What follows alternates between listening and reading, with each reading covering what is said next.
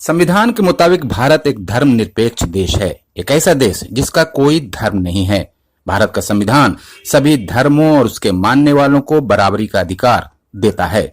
संविधान की मान्यता अभी तक तो वही है, लेकिन नरेंद्र मोदी और उनकी सरकार ने गैर सरकारी तौर पर संविधान की सबसे अहम बात को बदलकर रख दिया है।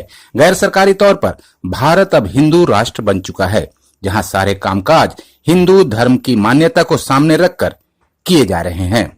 इसलिए देश का प्रधानमंत्री राम मंदिर के भूमि पूजन कार्यक्रम में शामिल होता है। संसद की नई इमारत की पूजा हिंदू रीति रिवाज के मुताबिक की जाती है।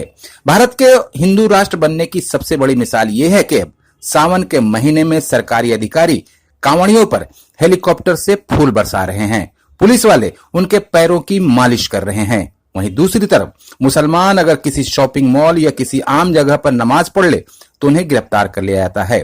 पिछले दिनों लखनऊ के लुल्लू मॉल में नमाज पढ़ने वाले कई मुसलमानों को पुलिस ने गिरफ्तार कर लिया है। मुसलमानों की हत्या करने वालों का बीजेपी के नेता फूलों से स्वागत करते हैं, लेकिन अगर किसी मुसलमान ने अपने हक के लिए आवाज बुलंद की तो उसके घर पर बुलडोजर चला दिया जाता है।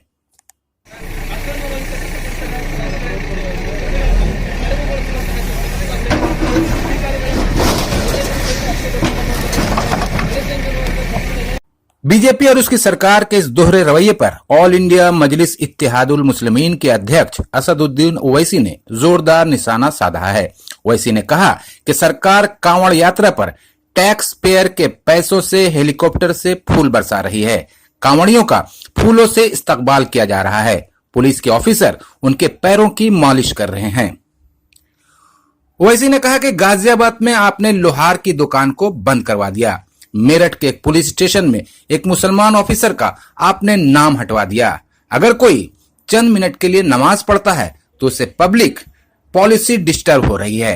मैं भाजपा से कहता हूं कि आप सबके साथ समान व्यवहार करें, भेदभाव ना करें। अगर सबका साथ सबका विकास चाहते हैं तो हमारे घरों पर बुलडोजर नहीं चलाते। असदुद्दीन ओवैसी ने सरकार की नीयत पर सवाल उठाते हुए कहा कि अगर कांवड़ियों के लिए ट्रैफिक को डाइवर्ट किया जा सकता है तो फिर नमाज से क्या दिक्कत है। उन्होंने कहा कि ऐसा है तो फिर हमें भी नमाज पढ़ने दी जाए। आर्टिकल 25 के तहत सभी को धर्म की स्वतंत्रता का अधिकार है। लुल्लू मॉल में नमाज पर एक्शन हुआ, जबकि 18 सेकंड में यह खत्म हो जाती है। नमाज पढ़ने से किसी को क्या नुकसान हो जाता है? ये तो एक समुदाय से भेदभाव का मामला है। वैसे ने कहा कि आप इस तरह से एक समुदाय से भेदभाव कर रहे हैं जो संविधान के खिलाफ है।